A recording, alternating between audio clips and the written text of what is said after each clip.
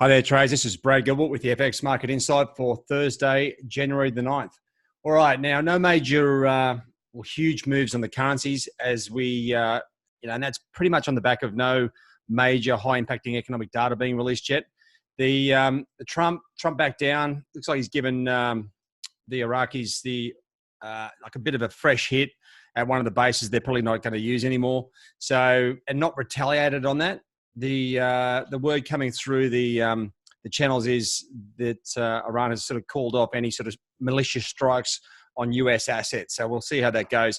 I still think we're going to see something major, but it's probably going to take some time for it to get everything in place, especially the way they are talking about an unconventional war, which obviously to me includes terrorism and everything else through militia groups.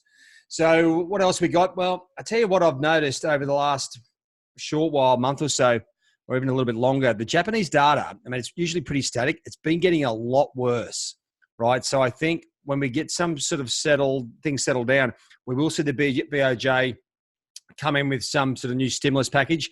It's been a good year or more since we've seen the BOJ in action. So I think that's something you got to factor in at some point when this safe haven rubbish is all over and done with.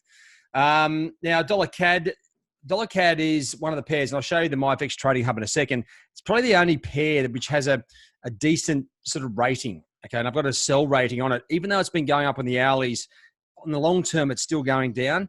And oil, well, it's drifted back $2 or $3. That sort of supports the move to the top side.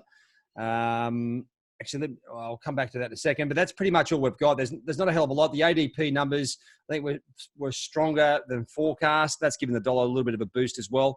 But really, the non-farm payrolls Friday is the big data.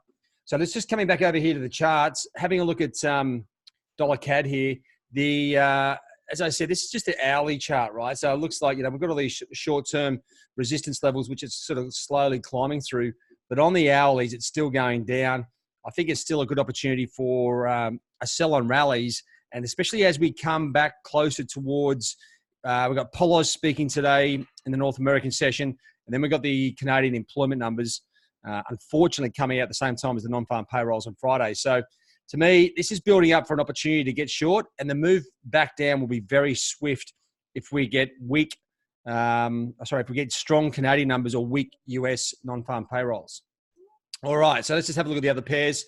Now, we've got some Chinese CPI numbers coming out in about an hour, just under an hour. Now, the Aussie has got a lot of things going on in the back end of it, right? Technically, it's breaking down on the hourlies. It's broken back into the range on the dailies, but you know what? If it keeps going down, this thing's going to gain momentum, especially with the potential for really weak economic numbers in the coming months.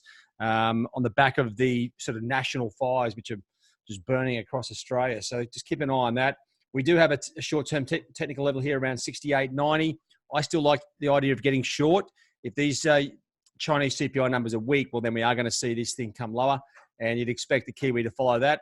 Here's the bounce back in that safe haven trade on the back of Trump's, rhetoric saying, let's just not do anything with the Iranians at the moment. Let's just be cool. So that's what's happened there. That trade, once again, this safe haven trade, the way this is playing out, it's like the boy who cried wolf, right? You get that first movement when it's fresh. The more this goes on, I think the less we'll see dollar yen react to anything. On the back of that, we're seeing euro just drifting lower with a bit of US dollar strength on their dollar index, just down through sort of 111.20. No real push through at this stage. Obviously, we're waiting for some momentum. Today, we've got the Eurozone unemployment numbers. Sterling just drifting sideways. I mean, we're 20-odd days away from not the end of Brexit, but the UK separating from the EU. That's going to be very interesting for us as we go forward. And there's dollar CAD. I think this is just more of almost like a short squeeze we're seeing. As I said, oil back at $60. Pushes it's going to squeeze the shorts, but I still think overall dollar CAD goes down. So summarizing all of that, what have we got? Well, we come back to MyFX Trading Hub. Now, this US-Iranian issue is causing a little bit of havoc. It's very rare you see dollar Swiss, like a weak sell signal, and then also euro, right? These things should be opposite. That's because on the long term, dollar Swiss moves so far, it's still going down on the longer time frame.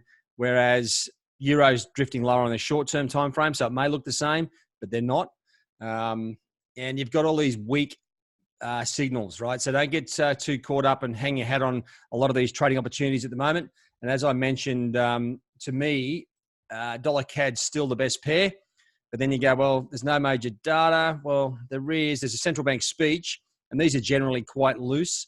So we may have to wait for Friday's trading to get that, the clear employment numbers, right? Last time we saw a real big move on dollar CAD as the US and Canadian numbers were opposite, giving it that really clean move. So just wait for that for Friday. Otherwise, where's the major focus today? Well, to me, Chinese CPI numbers are very important for the yuan, Aussie, Kiwi. You've got the Eurozone unemployment rate. Now, this is a pretty low impacting number, but if we do get some sort of level of variance, then this will come into play. Euro's already breaking down, so weak numbers works well for us. Or if it's really strong, we've got an entry level above 111, sort of 20, 30. You get a small position, go long, probably tuck in 20 or 30 points there as well. The dollar, well, I've labelled Clarita and Williams speaking here. Now, it really depends on what they're talking about, whether things are going to move. I can't see too much coming into play. To me, what Polo says is probably more important, and that is primarily because, dollar CAD has a lot more structure. Okay, so this event here matches up with this opportunity, and that's what I need to be looking for. All right, and that's pretty much all we've got today. So when you come back to look at the overall trading conditions, to me, they're still pretty average, right? We're not seeing, the fundamentals aren't in control at the moment. Geopolitics are dominating, so markets, price action, pretty average still at this stage. It's only early doors in January, so don't lose your marbles at this stage. All right, guys, that's it from me. Have a good trade day. Cheerio.